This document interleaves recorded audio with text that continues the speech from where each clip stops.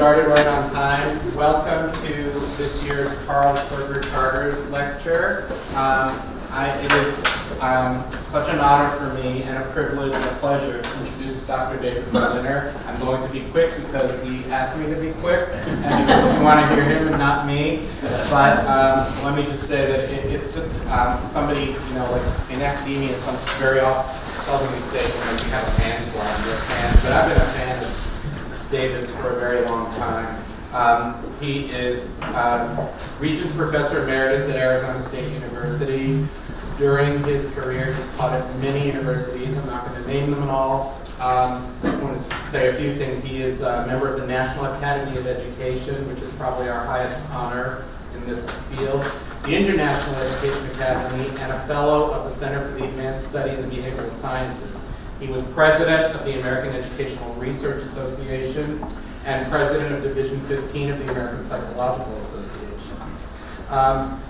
What I really wanted to say real quickly is that David Berliner is one of those people who is not afraid to speak truths and call out truths. And that's something that has meant so much to me. I heard him speak the first time long time ago, and I never forgot it because he really talks about what is going on in the world of education and really asks people in research, in practice, and in policy to confront realities, to confront social realities, to consult and think about policy realities, and in the end to think about what really is the best thing that we can do for children and adolescents to help them learn better. So it is my honor and privilege to welcome David Berliner. Thank you so much, and to everyone who invited me, and it's my pleasure to be here, see old friends, meet new ones. Such a gracious introduction. I said that I could talk without a microphone. Am I reaching you over there? Is that all right? Okay. Because the room was small enough. And I tilted this way because I have to read some slides. So I have to be able to look at them. This is to share some ideas from a book we wrote 2 years ago, now called 50 Myths and Lies That Threaten America's Public Schools. Let me make sure. Whoops. It's showing there, but not there. Let's see. Let me go back.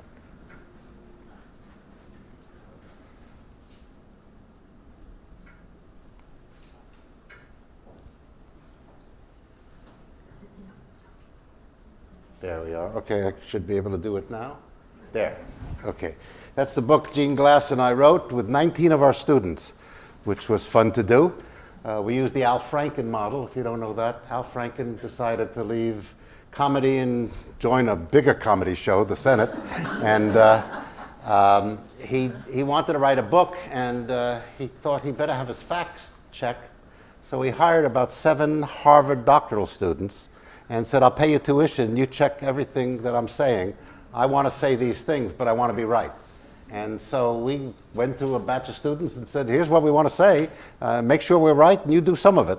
So we wrote the book with 19 of our students. The book is only 2 years old, and I present some things on it, but I decided for you to present the new Trump edition of the Myths and Lies. And I don't know your politics, and I don't care about your politics, but we believe when we wrote our book that people who lie should be confronted. So I don't care about your politics, but liars need to be called out. So, for many years, Gene and I had complained about all the misinformation we were hearing, all the dismissal of research that we saw, really stupid ideas and pseudo-scholarship that we saw turned into law. 2 events in particular motivated us. One of them was the Bush administration when they passed the No Child Left Behind, NCLB, law, in which every kid in the USA was to become proficient, a level defined as something well above average. No Child Left Behind was to have every student in America above average by 2014. Perhaps that happened in Ohio, but in my state we're still waiting for every kid to be above average. More interesting to Gene and me was that about 500 federal legislators signed on to a bill whose requirement was impossible to meet. That is, it's impossible to get 50% above average, since the meaning of average is the middle somewhere, So what does this say about the education of legislators, since they all signed a bill that's absolutely impossible to meet? I talked to one of them, he said, it's an aspirational goal. Well, come on, Anyway, this says something bizarre about the mathematical and statistical skills of those we elect to office. But our ignorant legislators did it again under Obama. You can see I'm an equal opportunity disliker of politicians. They gave rise to the second event which motivated us, and that was the Obama administration's support of value-added assessment, VAMS, which your state has gone into, I think, quite heavily at times. And this is the requirement to use student test scores in the evaluation of teachers. You tried them here, I think, and most but not all of you Buckeyes learned what we have all learned, namely that VAMs are really junk science, terribly unreliable, probably because of the hundreds of variables that affect the classrooms and cannot be represented in the equations used to determine competency. They are the biggest problem that economists, who love VAMs, have to face. These variables go by the name of exogenous variables, variables that affect the phenomena that economists like to study, but they're unaccounted for in their equations because the economists say, well, we don't know how to measure those, so we leave them out. Okay, but what if they're important? Well, we don't know that. Okay, strikes me you're going to have something peculiar to look at then. So this makes the equations that they use unreliable, and because of the unreliability, we have a validity problem with VAMs. The National Council of Measurement and Education, the American Educational Research Association, the American Psychological Association, standards of practice all say you cannot use a VAM for an important decision. You want to use it for information and hold a conversation? Fine. You want to do anything else with it, you're probably violating the standards of our professional group. Furthermore, you probably don't know this, but there isn't a single North American test that shows instructional sensitivity. By instructional sensitivity, something I've been working on with Jim Popham for many years, we're talking about an inference about teachers made from a test score. Well, if you're going to make an inference about teachers from a test score, then you have to be sure that if the unit taught for which an item is relevant is taught by the greatest teacher in the state of Ohio, the passing score of that item would go up, right? I mean, the item typically has a 50% pass rate on a standardized test. 50% fail it, 50% pass it. Somewhere near there is how you build a standardized test. If the best teacher in Ohio taught a unit for which those items are relevant, shouldn't the pass score go up? You want to make an inference about good teaching, then the item has to move. That's instructional sensitivity. There isn't a single test in the United States that's ever tested that. None. So I'm not saying it's wrong that the item didn't change. I'm saying we don't know, and people like Pearson won't spend the money to find out. We told them how to do it, but they said, too expensive. Furthermore, because of VAMs and other dysfunctional schemes to improve our schools, Gina and I finally said, let's write a book and let's take certain folks and certain aphorisms to be our guide. So Thomas Jefferson said, ridicule is the only weapon which can be used against unintelligible propositions. Now that means one of our founding fathers said, it's perfectly all right to make fun of stupid people. Okay? I'm quoting a founding father. Okay? Patrick Moynihan at a Senate hearing told one of the people testifying, you are entitled, sir, to your own opinions, but not your own facts. An old Latin phrase, quod gratis assuritur, gratis negatur, that which is alleged without proof may be dismissed without explanation. In other words, get out of here is a perfectly appropriate response to some people, because they assert all sorts of things. So anyway, finding Noam Chomsky, educational reform is a euphemism for the destruction of public education. That's one that's very serious and to be kept in mind. With these ideas in mind, let's look at what some important folks are saying about our educational system. Our president, in many statements about education, said, and I quote, our schools aren't safe, which is bad enough. On top of that, our kids aren't learning. Too many are dropping out of school and into the street life. Schools are crime-ridden and they don't teach. Or people are tired of spending more money on education than any other nation in the world per capita. We're number one in terms of cost per pupil by a factor worldwide, by a factor of many. Number two is far, far behind us. We're 26th in the world. 25 countries are better than us at education. So let's interrogate the statements of our president. Let's look at school safety, school dropout rates, school learning, schools that don't teach, costs of schooling, and how we do in international competitions to be sure our esteemed president is not misleading us. Oh, okay. For example, these graphs are total victimizations in our public schools from 1995 to 2 years ago, thefts in our public schools, violent victimizations in our public schools, and you will see that every trend is down and has been dropping for 25 years. Our school crime rate is like our total crime rate in the USA, a remarkable drop over the last few decades. So Mr. Trump and a lot of other critics of our public schools simply lie, like the DeVos family when they talk of unsafe public schools and why we need privates and that sort of thing. While incidents happen, and each may be awful, schools are now among the safest places in society in which to be. Look at another example. This is the percentage of high school dropouts among persons 16 to 24 years of age, their status by race and ethnicity. Every trend is good. If we look at dropouts over time, we see that for 45 years we have reduced the overall dropout rate dramatically. Moreover, for Black and Hispanic kids, we reduced the dropout rates by over half.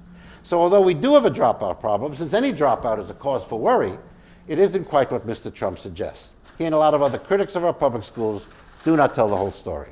Let's continue. If we want to know if school learning is taking place and that teachers are really teaching what it is that they are supposed to be teaching, we can do that no better than to check the NAEP test, the National Assessment of Educational Progress, our nation's report card. How do we look on NAEP? Well, it's rather remarkable. For mathematics age 9, mathematics age 13, for white students, black students, Hispanic students, we're up 28 points, up 34 points, up 31 points, up 21 points, up 34 points, up 33 points. You can do the same for reading and at age 9 and reading at age 13. There's no evidence whatsoever that students aren't learning because they're learning more. And there's no evidence that teachers aren't teaching because they're supposed to teach kind of the national curriculum and they're doing it. So, by the way, this is the same charge that Bill Gates made a number of years ago when he said we spend so much money on our schools and test scores are flat. Direct quote from Bill Gates. Now, if I were Mr. Trump or Mr. Gates and I had billions of dollars in the bank, I would pay $60,000 for a fact checker before I opened my mouth, okay? And they don't seem to want to spend the money. Maybe that's why they have so much. I would spend it. Anyway, let's confront the issue of extravagant spending on our schools. Sure, we pay a lot for our schools, but it looks like we are not spending the most at all. Here's from PISA at a glance. These are the cumulative amounts spent per student on primary and secondary education, converted dollars. And Australia spends the most, $141,000 on primary and secondary, then Austria, Belgium, Denmark, Iceland, Luxembourg, Norway, Sweden, Switzerland, United Kingdom, and then the United States. Do we spend the most money in the world? No, absolutely not. Do we spend a big chunk of money compared to some other nations? Sure. But the charge that we spend the most and not even close is simply wrong. Okay. Another way to look at this, all of these other nations choose to invest more in their public schools than we do. That's important, because this is a choice nations make. Another way to check Trump's statement is through the complicated to understand, at least to me, maybe some of you are better at economics than I am, and this is the per capita gross domestic product divided up by people. So you get a per person, your share of gross domestic product. Okay, you take the overall US, divide by 330 million or something, then I know your share. And this yields a gross domestic product per capita. How much are you willing to put into the schools? You, okay, the person. What percent of my share of America's gross domestic product might I be spending on primary or secondary education? Is it the most in the world, as is claimed? Well, here's the data on that. Austria spends the percent on primary education, the percent of gross domestic capita spent on secondary education. So this is your share of gross domestic product when your kid is going to primary school. Your share of gross domestic product when the kid is going to secondary school. Who's spending the most in the world? Not us. Okay? We spend a lot less than UK, Switzerland, Slovenia, Sweden, Norway, Korea, Estonia, Belgium, and Austria. So again, other nations are willing to invest more of their piece of the pie in education, because it's their piece of the pie. Let's go to the international test to see if we do as bad as Trump thinks we do, and as bad as politicians and newspapers from the left and right think we do. I'm going to use the 2012 PISA test first from Australia, because they got their data in a way that allows some inferences to be made that are harder to make in the US data set, but I'll come to the US data set next. So let me illustrate what I want to say here with the Australian data. If you look at the rows here, they are the family income of kids from the lowest quintile, next, down to the highest quintile, a family income. That's the child's family's income. If you go across the columns, you're talking about the family's incomes at the site of the school, from the poorest families over on the left, next, to the richest families over on the right. Okay. I've illustrated the score on PISA in a cell that has a middle-class kid in a middle-class school, the cross-section of these cells, okay? What's the score on PISA? 512. What's the average on PISA? 500. Middle-class kid, middle-class school, a pretty average score, okay? Nothing surprising here. But let's see if some trends emerge when we fill in some of these cells. Just the first few cells surrounding that, we see that if you go across the row of middle-class kids, scores go from 500 to 512 to 541. As kids go to schools with wealthier families, the same kids' scores go up. Cohorts matter.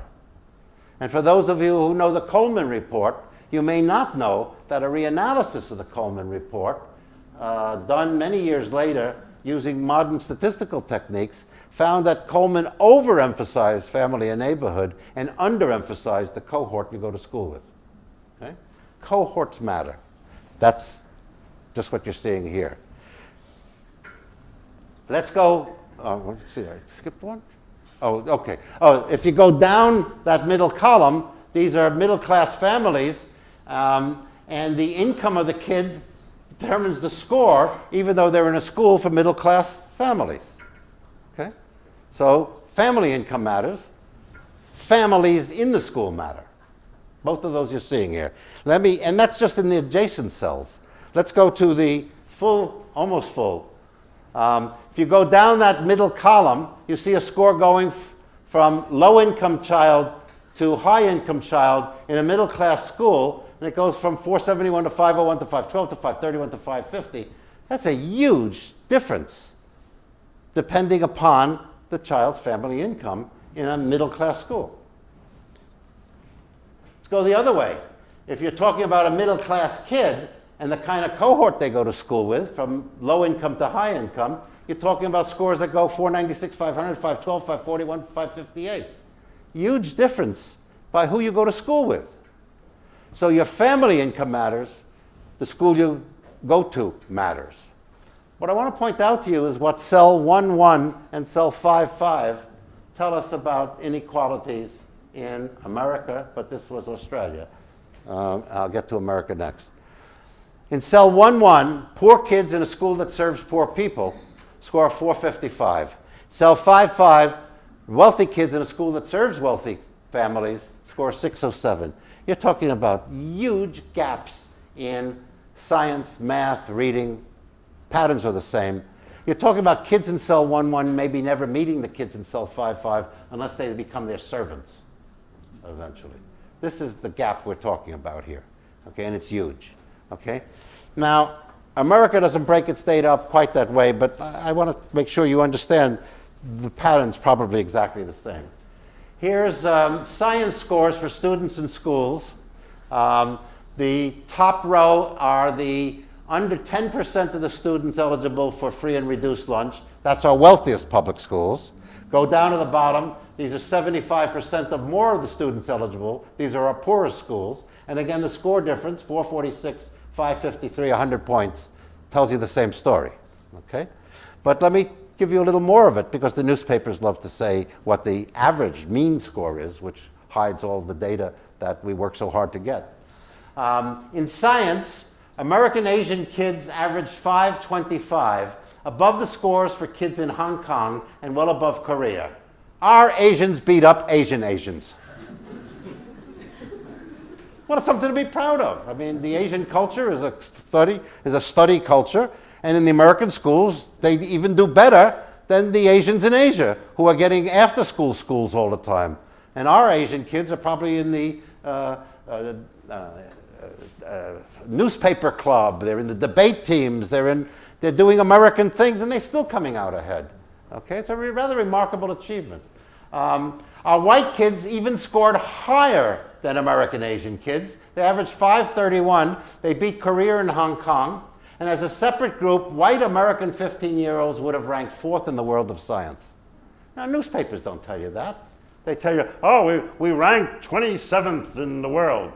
Well, that's because we have a whole bunch of poor kids not doing well, and a lot of them are black and Hispanic, and our nation is really not dealing with that very well. Ranks don't give you much, you know. You can come in 4th in an Olympic event, right? You can come in 4th, and so you're out of the money, you're out of the gold, you're out of the celebration, you don't get on the stand, but you're 1 second off the world record. The ranks don't tell you things that are worth knowing. Okay? So you got to break down the data a little bit. Our problem is inequality, not bad schools. Hispanic kids average only 470, black kids average only 433. Our poor, particularly our poor minority kids, are not doing well at all. And I might add that Massachusetts completed the test also as a separate, like a country, and they tied for 3rd place in the world. Massachusetts is one of our states. How come they do so well? How about they pay their taxes and you don't here in Ohio? Okay? I'm sorry. I'm leaving town. I can say anything I want. My state's worse. Okay, so that's science. We get the same thing in math and reading. Let me do, I think, reading scores. In literacy, American Asian kids average 527, the same as the scores for kids in Hong Kong and well above Korea and Japan. Our Asians kicked the butts of Asians. Our white kids scored up there, averaging 526, also kicking butt against Korea and Japan and matching American Asian kids. As a group, they would have been 4th in the world, tied with Finland. Our problem, again, is inequality. You can read that for yourself.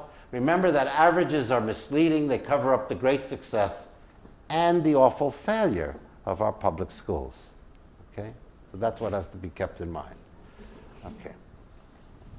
And the point of all this is that we have an apartheid-light system of housing in this country. Recent data from the Civil Rights Project at UCLA shows that about 40% of all black kids and 40% of all Latino kids go to schools that are 90% or more minority. That's a staggering statistic, I think. In fact, about 15% of Latinos and blacks go to schools that are 99% minority. That's apartheid. It's not the apartheid of South Africa by law. It's the apartheid of America by income. You can live anywhere you want in America. There are no barriers against Jews, Hispanics, blacks. You can live anywhere you want as long as you have the money. Okay? But it ends up with an apartheid-like system, which Jonathan Kozol calls apartheid light, okay? Which I think is accurate.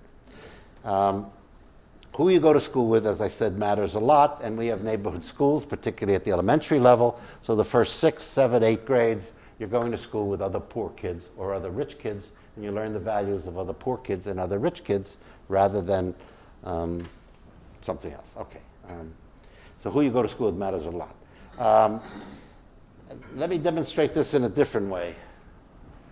I found this study very interesting. It's New Jersey, and the New Jersey test on language arts and math over on the right, and 3 variables. The household incomes in a township in New Jersey, the percentage of lone parent households in the district, and the level of parental education in the district. Just take those 3 variables. I don't need to know about your teachers or their qualifications. I don't need to know about your curriculum. I can predict, for example, the correlation of these 3 variables with the reading scores was 0.74. And here's the point here. These same 3 variables were used to predict the percent scoring proficient in a school district. In Maple Shade Township, 48.71% of the students were predicted to be proficient in language arts, and what was found was 48.7. In Vineland City, the predicted percent was 48.29. Actually, proficient was 48.10. That is, I could come in within a hair's breadth of the predicted number of kids scoring proficient without knowing anything about what goes on in your schools. Well, if I can do that, what does it tell you about what's important in America? Family, neighborhood, crime rates, divorce rates, jobs. That's what's influencing scores, because I can predict your score. I don't need to know about your teachers, your curriculum, salaries, leadership.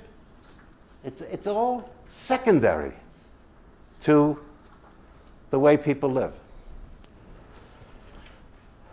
I can predict your school's test scores remarkably well from that. Your state test of achievement, and virtually every other standardized achievement test I know of, are measuring your state's housing policy, its wages and jobs policy, its social service and social welfare budget, its court system, its Medicaid budget, and so forth. If you think that educational policy can be made to improve our schools without concerns for these other factors, and I'm talking to our policy analyst here, you want what rarely was and rarely will be. Okay? Schools are embedded in the society in which we live. In particular, we need a housing policy that can help to stabilize families, that cuts down on evictions, to cut down on moves. We know that kids who move a lot drop out of school a lot. It's just that simple, okay? We also need policing and judicial policies that do not throw so many people in jail for failure to pay small fines or for minor infractions. We need jails that train people and does not just warehouse them. So when they're released, they have a chance to get work when they come out of jail and regain their families if they have them. We need to do this so that we put fewer kids at risk of being homeless, because we know that homelessness leads to dropouts and crime. The numbers of household moves a child makes predict school achievement and life outcomes about as well as does academic potential. Well, we can change that, okay, if we had a different set of policies. I was walking the streets of Helsinki, and my host and I were looking around. I had just come from San Francisco, and there are a lot of homeless people in the San Francisco-Oakland area.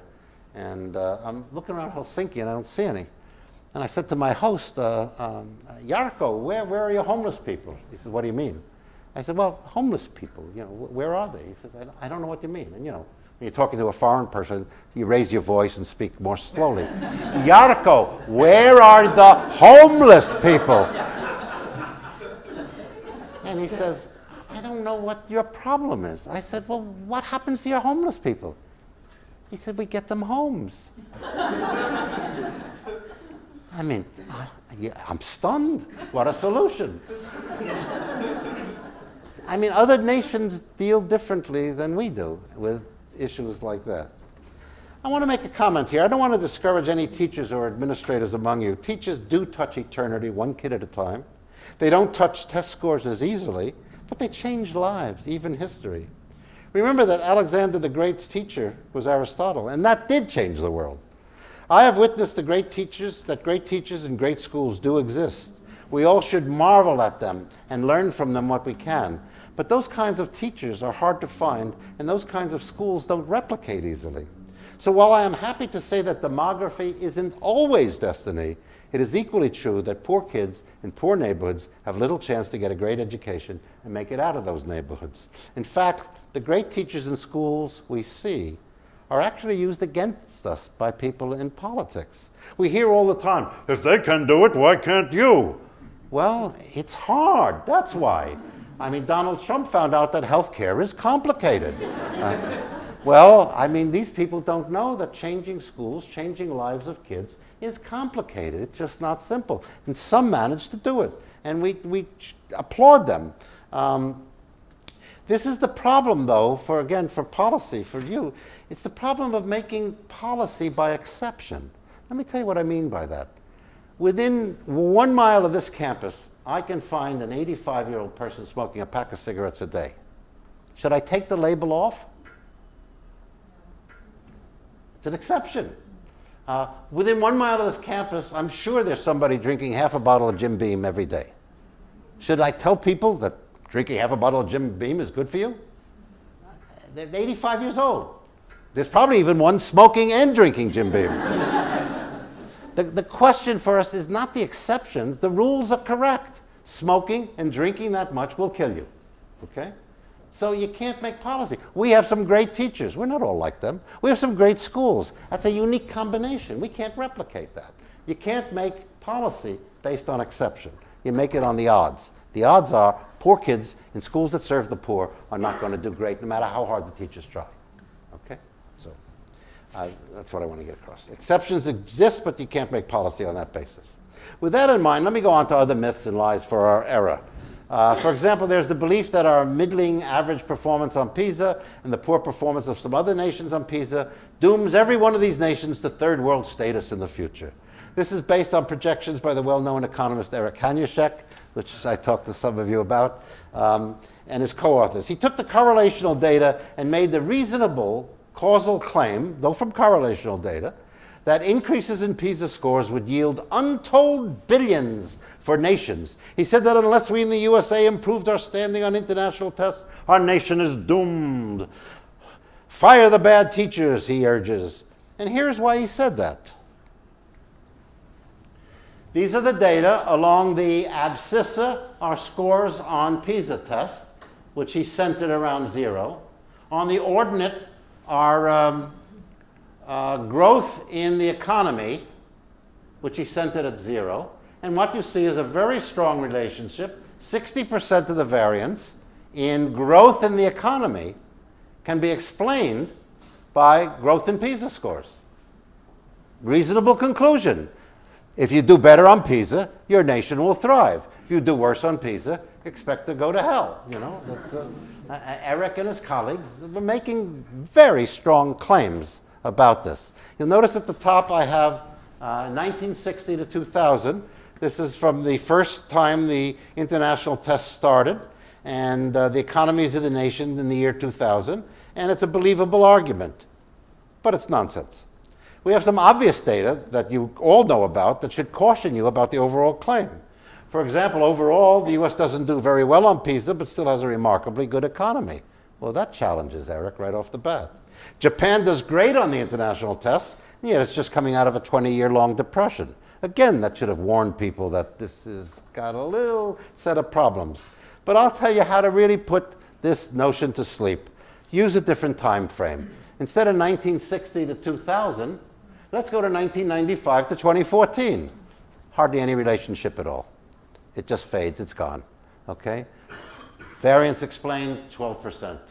Not a trivial finding, but, well, a trivial finding. But, I mean, obviously there's a relationship between how educated a society is and how they're going to do in an economy. But it's not very strong. It has to do with other factors. And so Eric's wrong, and the world continues to believe him. PISA scores are used to justify all sorts of things. So it is true that the level of academic achievement of one society has a relationship to the economy, but that relationship is not strong at all. Economic growth depends a lot more on other things, including creativity, of which US workers have plenty, as I'll illustrate soon. Continuing this look at the USA's likely horrible future, as predicted by doomsayers all the time, is a little known unpublicized fact that those who regularly denigrate our public schools ignore. It comes from PISA performance of our 15-year-olds. I mean, the newspapers never pick this up. It's on a different page than the rankings, okay? They have to read 2 pages, and newspaper reporters seem to be limited in the page-turning ability of the reports. So let's look at it. Oh, it doesn't come out very well. Let me read this to you here. Over on the left here, this is science. And these are the percentage of 15-year-olds who score 5 or 6 on PISA, meaning they're the brightest 15-year-olds in the world on science. What percentage of the nation, of the international pool of stupendous PISA takers belongs in different countries? 33% of the reserve pool of bright science kids in the world are in the US. Canada's 5%, Germany 9%, UK 11%, Japan 17%. All the other OECD nations combined, 25%. We have 33%. How is that possible when you keep hearing how bad things are? Well, it's very easy. Finland, which has, I don't know, a couple of thousand people, right? Well, it's true. They get about 20% of their kids into the highest levels of PISA. Of course, they do a really good job. We have 50 million kids. We only get about 5% of our kids in the top. 5% of 50 million is what, 2.5 million? We have 2.5 million really smart 15-year-olds. Finland, which does better than us, has 50,000. You see how it works? We are such a rich country in resources, even though we're not as good at teaching the kids science. Okay? Well, how do we look in math? The US has 14% of the top math kids in the world, and math is our weakest subject.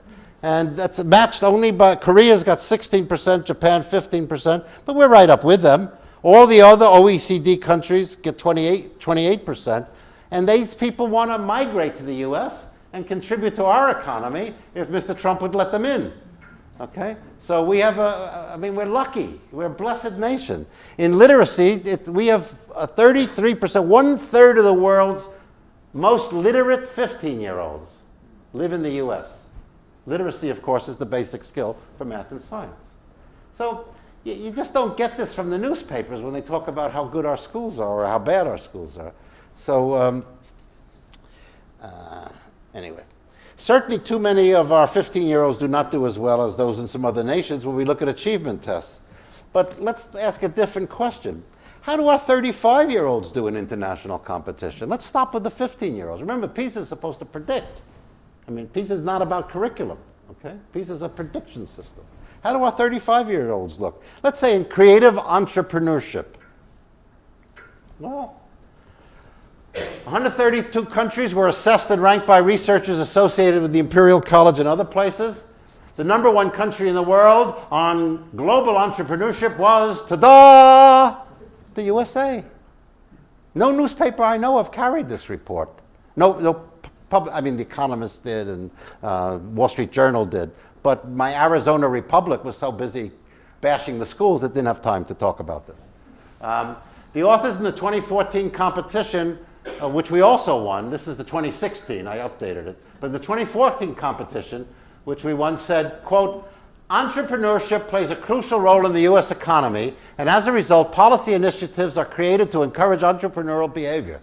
This, coupled with the culture of determination and motivation, makes the US a great place to be an entrepreneur. Moreover, the gulf between the United States and other countries is large and appears to be widening, not narrowing. Furthermore, in 2014, they decided to do something they never did before. They looked at female entrepreneurship because of women's roles changing throughout the world. Who's the #1 in the world in female entrepreneurship? Ta-da! USA. So when we're telling everybody about how bad our schools are, we need to remember that the PISA test is predictive, and there are very few tests that predict well over 20 years, over 10 years, over 5 years. Okay? And we're talking about a test that's supposed to predict adult behavior, and it doesn't do that well. But and if these findings are not good enough to shut the naysayers up, which they're usually not, let's look at the OECD's Global Innovation Index. Whereas the United States, the OECD, which runs PISA, says we're the 4th most productive nation in the world in innovation. Not bad, if you ask me. And if that doesn't shut them up, and it rarely does, here is another metric. This is the Global Creativity Index. The United States is #2. So when I hear about how bad our schools are, I have to call people liars because we're producing some wonderful outcomes. Are we producing the highest PISA scores? No. Are we producing terrific outcomes? Yeah. Okay. Well, I talked to Yang Zhou. Some of you have studied Yang Zhou. His last book was Who's Afraid of the Big Bad Dragon or Big Red Dragon? And he was educated in China, came to the United States, won't go back, raises his kids here. And his point is that we just don't understand the power of high school newspaper, the power of a debating team, the power of yearbook, the power of after-school play activities and sports. He said, we just don't understand how that's the training in the arts and all, the music schools. We're talking to lots of you who have musician kids.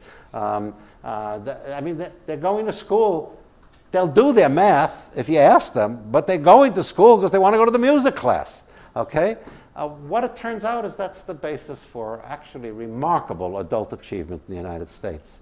And if we keep trying to emulate the schools in Japan and Korea and Hong Kong, which are basically terrible schools because they run for 5 hours, and then everybody has to go to school for another 5 hours in the Juku schools and the Hagwon schools and all of the other schools that are out there.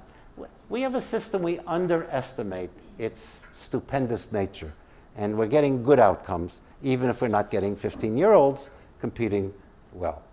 My point of all this is that even with our warts, I would not worry about the future of the USA in developing talents. I want to add something, though. Someone called me, an optimist, and I'm a pie-in-the-sky guy. And I want to say, we got plenty of work to do. I don't want to do that. I just added this last night.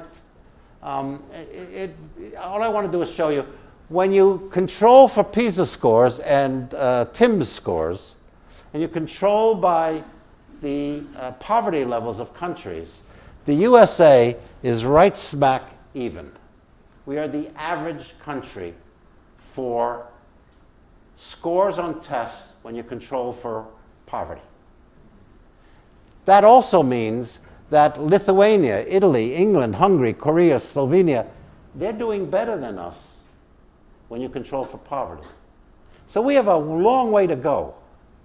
Okay? We're not where we want to be. But the fact of the matter is we're nowhere near as bad as the newspapers make us out to be. Okay, let's talk about the DeVos Secretariat now for a little bit. She's a strong advocate for private schools and charters, but her beliefs in them cannot be well supported. She can fool herself if she wants. Your state legislators seem to do that all the time.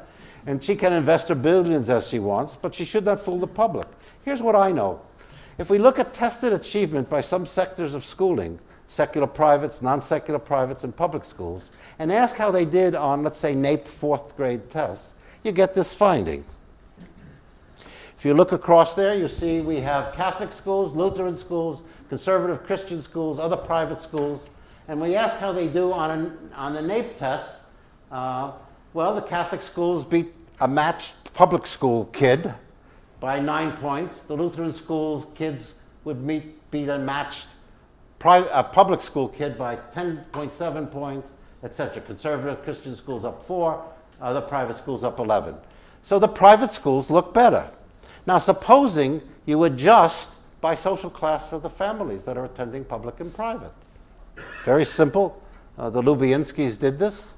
A lot of work, but a very simple thought. Bingo.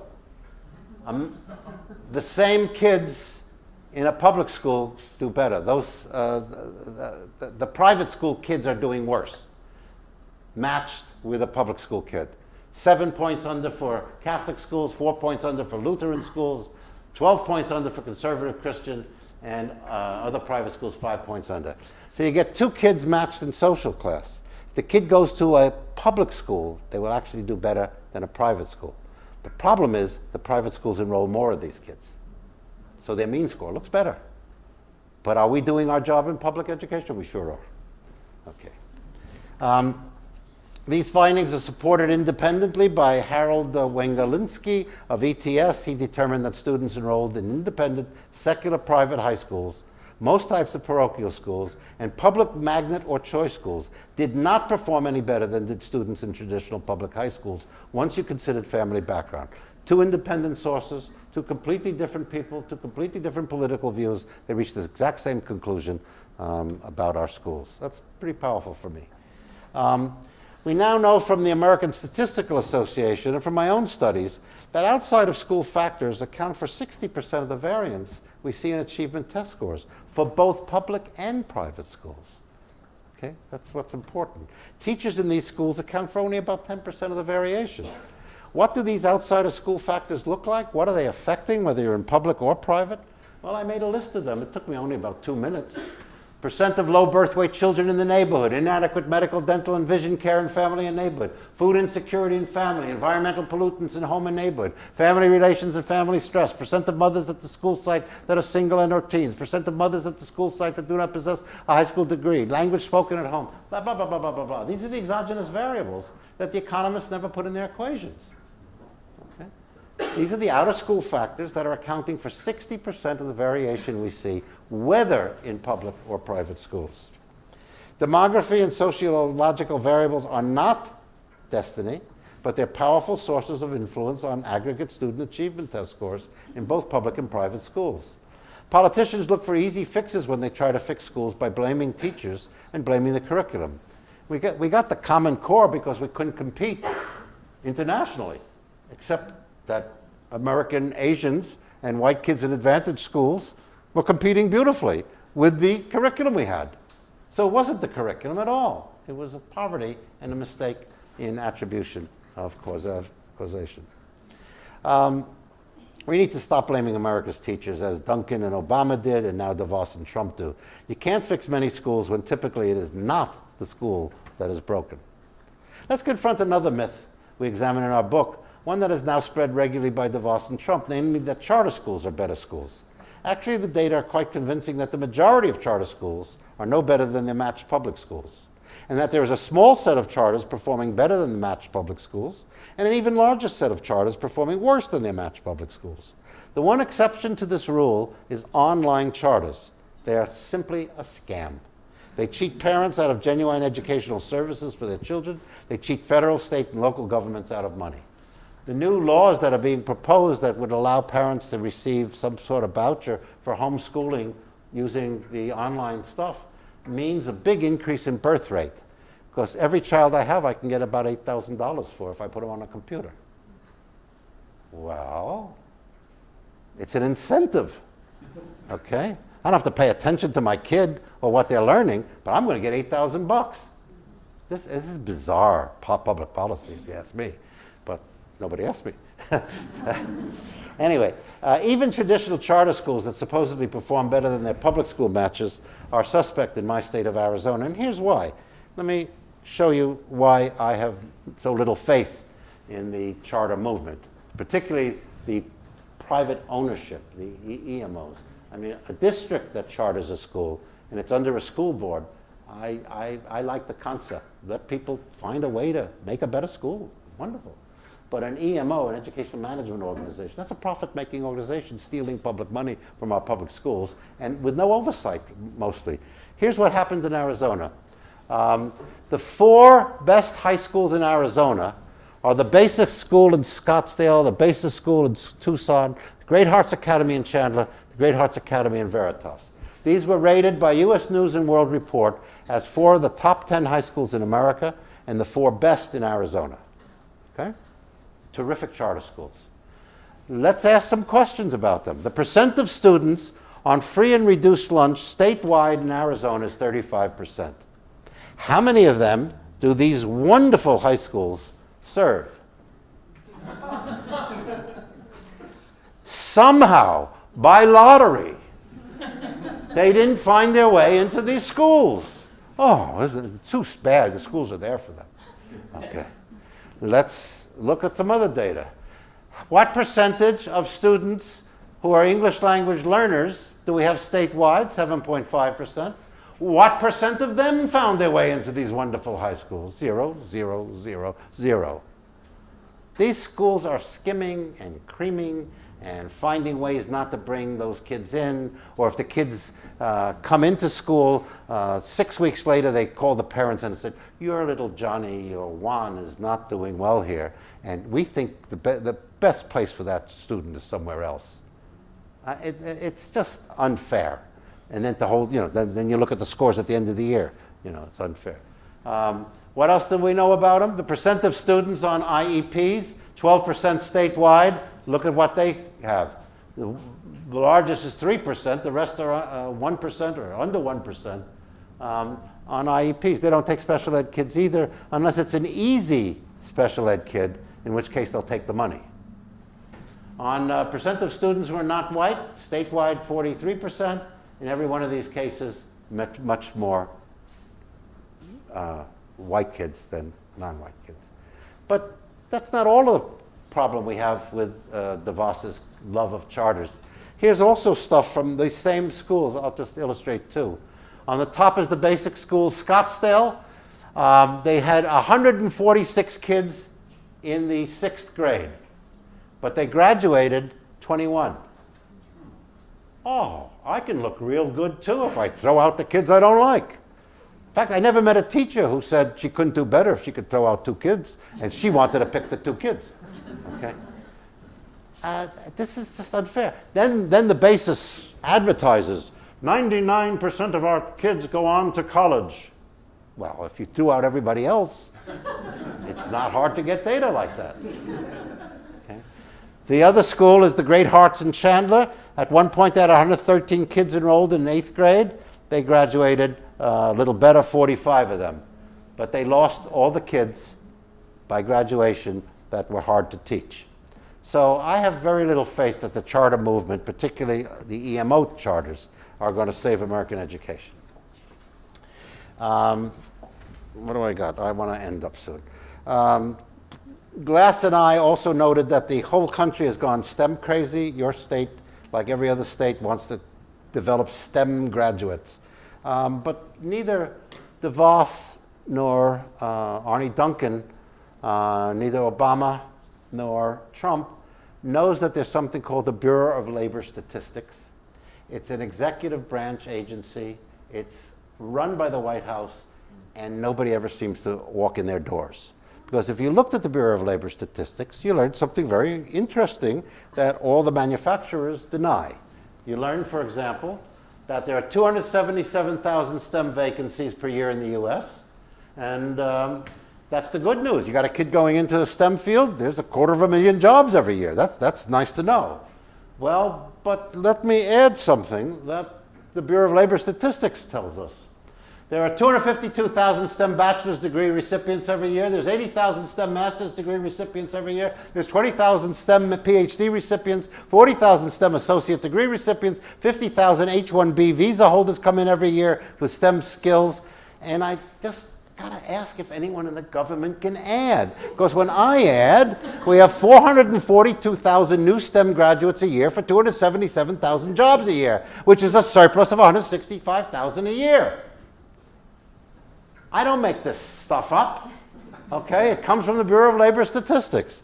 They also tell me that there's 11 million people in the US workforce that have STEM degrees and not working in STEM areas.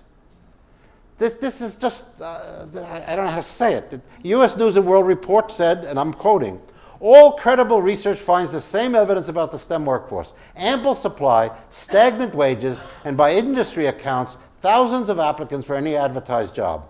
The real concern should be about the dim employment prospects for our best STEM graduates. They say also that currently the Census Bureau reports that only 1 in 4 STEM bachelor recipients gets a STEM job. And you know, these are myths created out of nothing. I'm going to skip, but let me tell one story. I get a call from a PhD student in the engineering school, a Hispanic young man. And he calls me up and said, Dr. Berlin, can I come over and talk to you about my switching from engineering, PhD candidate, switching from engineering to education? I said, sure, come on over. Bring your transcripts, tell me what you've taken. Comes over, I look at the stuff, I said, you're doing very well, you get good grades, you've got great courses. I'm sure we would love to have you in education, and I'll find a way to get you lots of credits for your science stuff so that you take the pedagogy and not any science stuff. And I said, but why are you wanting to move from engineering to education? And he said, I don't want to be a migrant worker. I don't want to be a migrant worker. And I said, I don't understand. And he said, my parents were migrant workers. I went up and down the California valleys picking lettuce with them. They settled in Yuma, where we picked lettuce, and I joined them there. And we were in Yuma, so I came to ASU, and I got my bachelor's, my master's. Now I'm in my doctorate, and I don't want to be a migrant like they are. I still don't understand what migrant working has to do with engineering. And he says, you don't understand the profession, Dr. Berliner. If I go to work for Boeing, I'm going to work on a project. When the project's over, I'm fired. I can work on a plane or a missile, and I'm out. When I go to work for GE, I'm on a project. And when the project's over, I'm fired. It's not lifetime employment at GE like my grandfather or my father might have had. Okay? When I go to work for Arizona State University right here, I'm not given a tenure track. I'm given a project. And when the project funds dry up, I'm out. I don't want to be a migrant. I'd rather teach high school and find rewards that way. That's a whole different view of the STEM area than we've been led to believe. Okay? So, anyway, it's just one more myth. We took on other myths. In Arizona, the Goldwater Institute, and also quoting John Stossel on TV, said, early childhood education is a scam.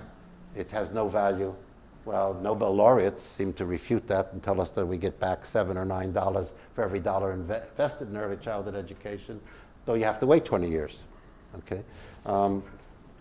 We took on the retention in grade myth. Your state is one of the stupid states. It retains kids in third grade if they're not reading.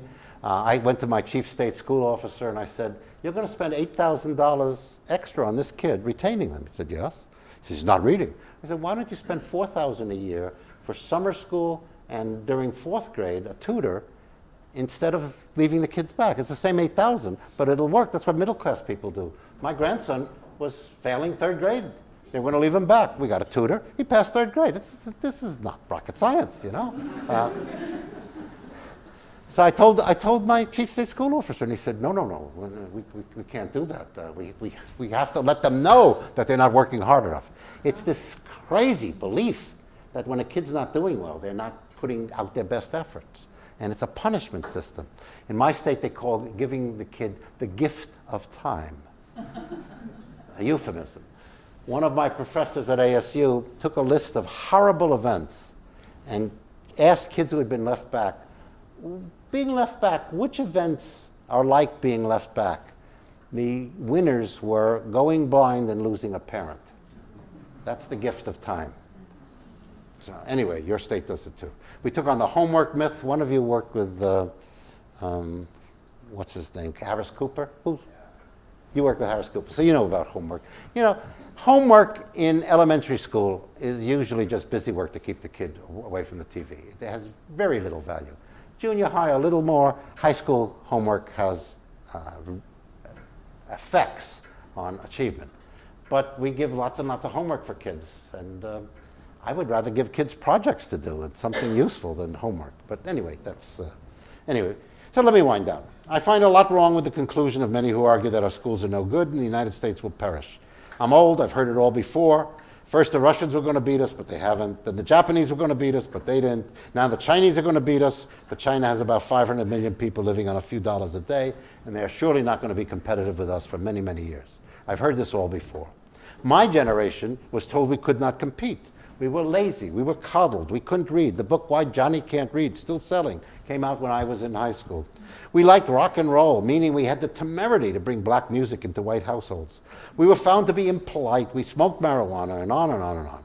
But my stupid and lazy age mates, my disrespectful and incompetent friends, led America to eminence in the last part of the 20th century.